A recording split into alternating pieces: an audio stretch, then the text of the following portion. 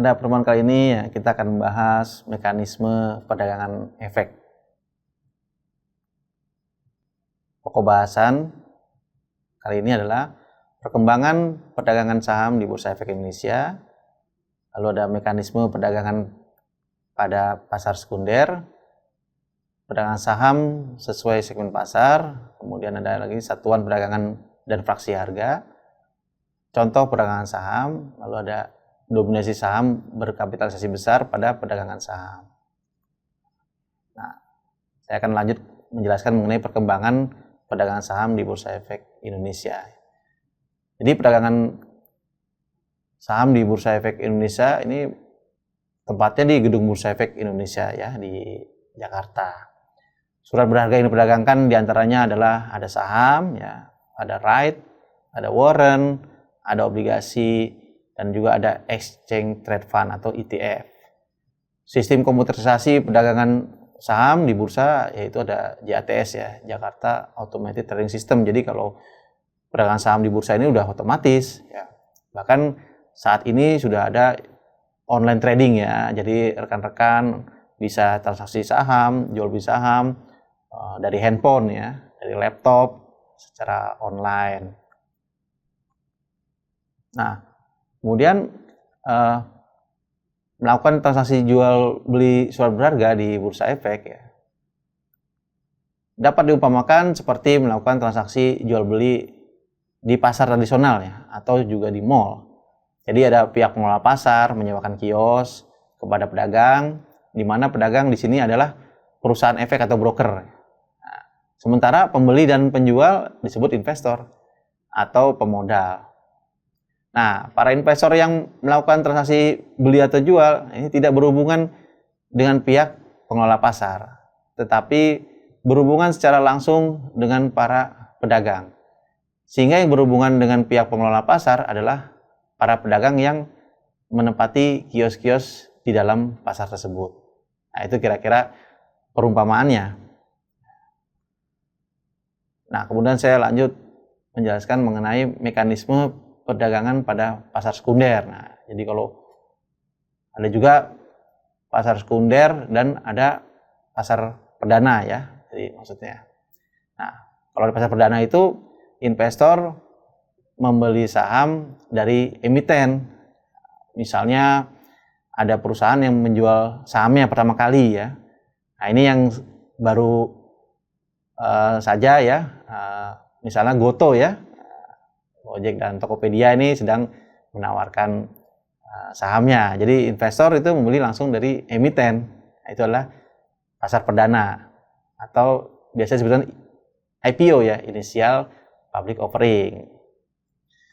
Nah, setelah saham itu diperdagangkan di bursa, nah disebut dengan mekanisme perdagangan pada pasar sekunder. Nah, disitulah saham tersebut tercatat di bursa. Jadi pada saat tercatat di bursa, itu transaksi antara pembeli dan penjual, bukan lagi dengan emitennya. Nah, itulah ada harga pasar yang terjadi. Kalau tadi pasar perdana, harganya adalah harga perdana ya. Memang dari emitennya harganya seperti itu.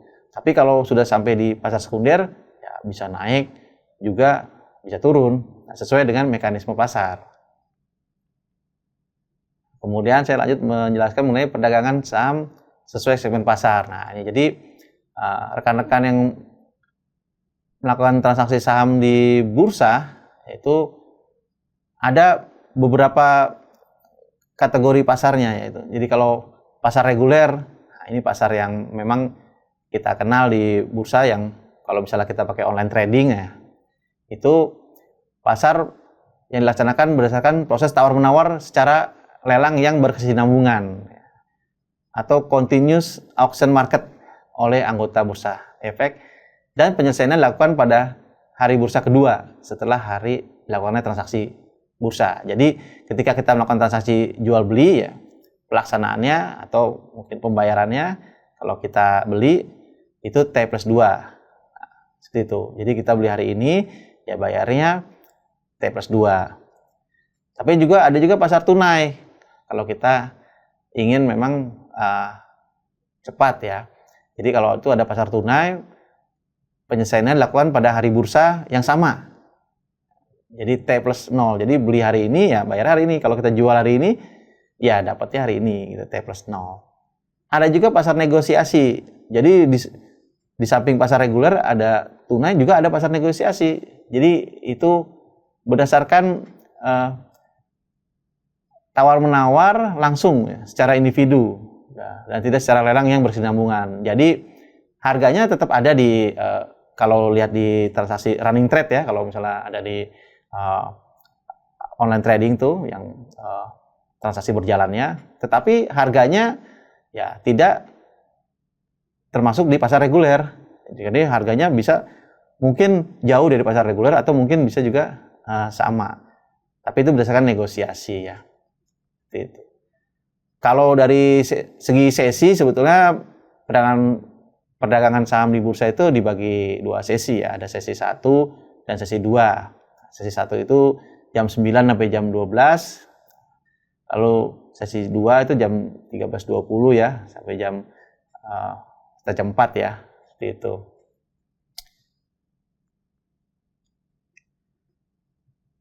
Kemudian kita akan membahas satuan perdagangan dan fraksi harga. Nah, dalam perkembangannya bursa ini satuan perdagangan dan fraksi harga juga ada perubahan. Kalau dulu saya merasakan itu satu lotnya 500 lembar ya. Tapi saat ini sudah berubah ya menjadi satu lot sama 100 lembar. Jadi apabila rekan-rekan transaksi saham sekarang satu lotnya itu 100 lembar. Sebetulnya ini menarik ya karena lebih murah. Karena kalau kita beli kan dulu satu lot 500 lembar ya, mungkin terasa mungkin lebih mahal. Jadi kalau sekarang 100 lembar mungkin ya lebih terjangkau gitu. Nah, kemudian juga fraksinya, fraksi harga. Dulu tuh kalau yang saya rasakan satu fraksi itu ya satu ya Rp25. Jadi harga saham itu sekali berubah 25 ya dulu ya waktu saat saya masih kuliah. Nah, sekitar tahun 90-an itu jadi kalau beli harga 100 itu naik 125, wah itu besar sekali ya. Tapi kalau sekarang tidak, sekarang sudah dirubah atau direvisi. Kalau harga saham itu di bawah 200 ya, itu perubahannya Rp1. Jadi seperti itu fraksinya. Nah, dan juga ada yang 200 sampai 500 itu Rp2 ya. Yang 500 sampai 2000 itu Rp5 dan seterusnya ya. 2000 sampai 5000 ada Rp10. Nah, di atas 5000 barulah Rp25. Seperti itu. Jadi perubahan harganya. Nah, ini ada contoh perdagangan saham ya. Mungkin bisa kita lihat ada bid itu menawar ya, offer itu penawaran ya. Kalau bid mungkin permintaan, offer penawaran. Nah, jadi harganya harganya.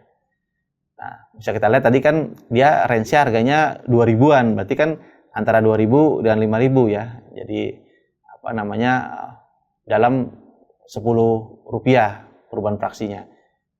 Bid volume itu artinya dia volume permintaan. Jadi ada yang mau beli sebesar angka itu ya. Nah, itu sekali lagi satu lotnya itu kelipatan 100 lembar. Kalau over volume ini ada penawaran sebesar angka tersebut hanya dalam bentuk lot. Dalam perdagangan saham, ini sebenarnya dapat kita lihat ada dominasi ya. Saham berkapitalisasi besar pada perdagangan saham. Nah, ini kalau kita lihat di bursa ya, itu didominasi oleh saham-saham yang besar sebetulnya, yang besar-besar. Contoh yang besar itu seperti Telkom ya, itu saham dengan kapitalisasi besar. Nah, makanya kalau di bursa itu indeks yang paling terkenal kan IHSG, indeks harga saham gabungan. Tetapi ada juga indeks lainnya yaitu indeks LQ45. Ini salah satu indeks yang terkenal. Jadi ada 45 saham yang liquid dan juga berkapitalisasi besar. Nah, istilahnya kalau dalam perdagangan tuh ya blue chip gitu ya. Jadi ini saham yang ramai diperdagangkan. Jadi ini cukup mendominasi di perdagangan saham. Sehingga ya biasanya kalau misalnya para pemula yang mungkin baru transaksi di bursa ya mungkin biasanya yang liquid dulu nih ya, sehingga mengetahui pergerakannya. Demikian pembahasan yang saya berikan. Semoga bermanfaat. Terima kasih.